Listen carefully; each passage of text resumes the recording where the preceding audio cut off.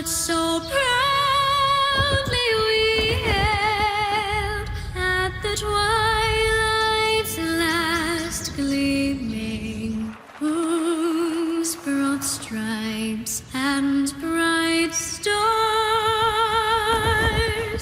through the perilous fight o'er the ramparts we watched were so gallantly streaming, and the rockets were clear, the bombs bursting in air gave proof through the night that our flag was still there. Oh, say does that star-spangled banner yet wave o'er the land of the free and all of the brave.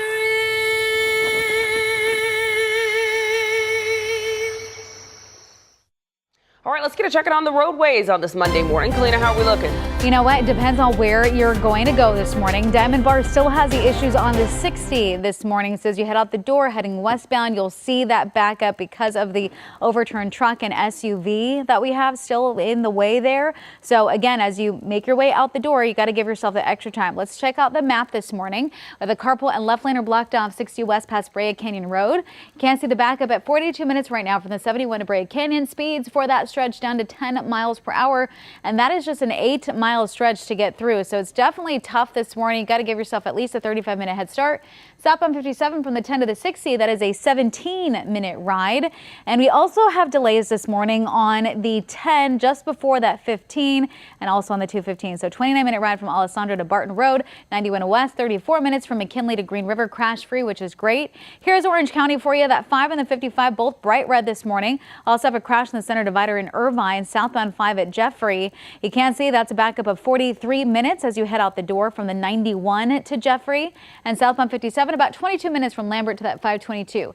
Here's LA. We've got lots of red in this area this morning. Couple travel times for you. If you're going to take the 105 to LAX, that will take you 29 minutes leaving the 710 over to Crenshaw this morning. And I'll keep you updated on your travel times. Let's get over to Marina, Jurica, and for Paul this morning for a look at the forecast. And I'm seeing some sunshine in some cameras already, Marina, but also some gloom and doom in the other ones too. I know we've got a little bit of a mixed bag, but that's better than everyone in doom and gloom. So we had quite a socked-in weekend, and so it's really nice that we are going to be clearing things up a little bit earlier as that offshore flow returns. So Santa Ana winds are making a reappearance for some of us today. So mainly in the mountains and the valleys, really Santa Clarita Valley heading into the San Gabriels will be the hardest hit regions, and that's for wind gusts of up to 40 to 50 miles per hour. Offshore winds are back, and so the temperatures are moving up. So we'll gradually warm things to Wednesday being our warmest day of the week, and then we're going to cool back off as onshore returns on Thursday. Get a little bit of that morning fog back into the equation and cooler temperatures as we head into the weekend. But you can see in Hollywood Hills, we are clearing things up, and so we still have a little bit of that marine layer, but it is not as intense as it has been over the last couple of days. So we'll take it.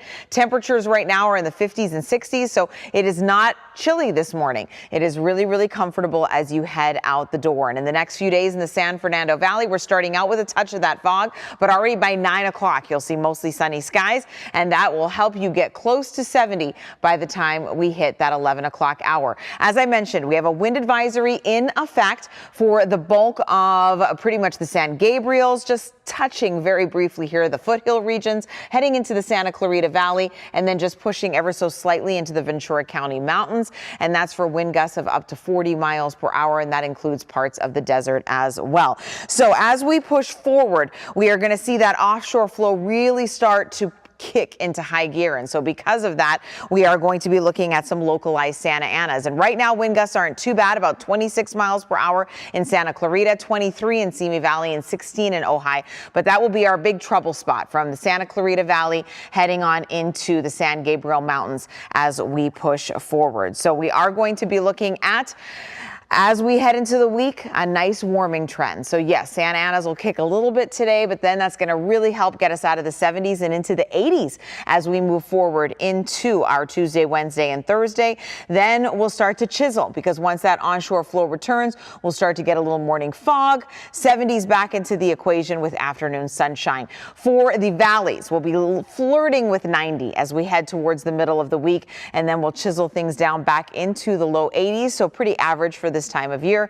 And then we'll hit 90 for the IE on Wednesday, hottest day for everyone, until we cool into the mid to upper 80s by next weekend. Back to you, ladies. Have a great tip or story idea? Maybe you want to share breaking news video? Just text The Desk. You can even ask us questions or express concerns about what's happening in your community. Text The Desk at 818-221-2222. We are CBS LA.